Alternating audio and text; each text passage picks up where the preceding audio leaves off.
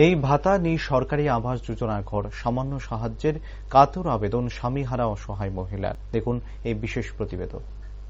প্রতাপগড় সুরেন্দ্র পল্লী 41 নম্বর ওয়ার্ডের 10 নম্বর বুথের বাসিন্দা দীপালি সূত্রধর দীর্ঘদিন ধরে বিভিন্ন সমস্যায় জর্জরিত। দীপালি সূত্রধর সাংবাদিকদের মুখোমুখি হয়ে জানান, সব থেকে বড় সমস্যাটি হলো বৃষ্টির জল এসে বাড়িতে ঢুকে চলাচলের একেবারে অযোগ্য করে তোলে প্রতিনিয়ত। অল্প বিস্তর বৃষ্টি হলে বাড়িতে জল জমে যায়, আর তখন থেকে বের হওয়া বা বাইরে থাকলে ঘরে প্রবেশ করতে পারে না, এমনটাই অভিযোগ। তার পাশাপাশি নেই ওনার বাড়ির সামনে ভালো রাস্তা। প্রায় 10 বছর ধরে এরকম নিত্য প্রয়োজনীয় বিভিন্ন সমস্যার সম্মুখীন হতে হচ্ছে এই অসহায় মহিলার। তার পাশাপাশি সরকারি বিভিন্ন সাহায্য থেকেও বঞ্চিত। ওনার বক্তব্যে জানা যায়, স্বামী থাকাকালীন না ছিল স্বামীর ভাতা, আর তার সঙ্গে নেই ওনার ভাতাও। ভাতা ছাড়াও সরকারি আবাস যোজনার ঘর থেকেও বঞ্চিত দীপালি সূত্রধর। এখন ওনার দাবি, সরকার যেন ড্রেনের জল বন্ধ করার ব্যবস্থা করে। তার পাশাপাশি সেই মহিলার চিরাচরিত পুরনো ঘরটাকে যেন একটু মেরামতের ব্যবস্থা করে দেয়।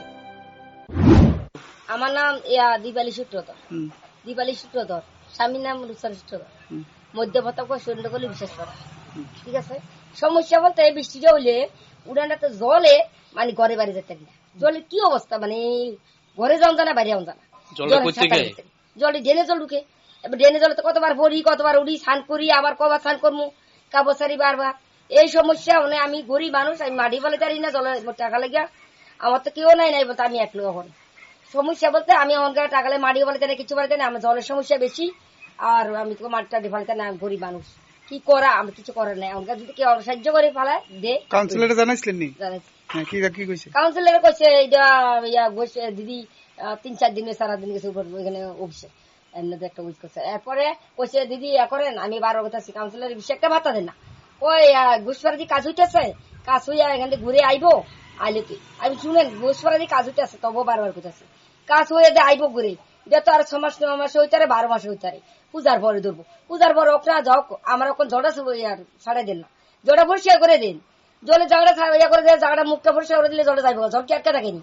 আমার তো জলের সমস্যা বেশি, আমি তো আমার বাড়ি যাইতে না, এদিকে যাইতে না, জান না ষোলো মধ্যে কথা গেলে দেখতে আমার ঘর তো উড়াতে কি জল, কি জলে শুধু আমি বাস করি।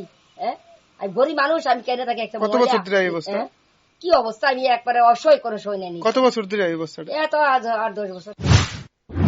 এখন দেখার বিষয়, স্বামী হারা সন্তানহীন এই বৃদ্ধ মহিলার জন্য সরকার কি পদক্ষেপ গ্রহণ করে। Bureau report, rising Tripura.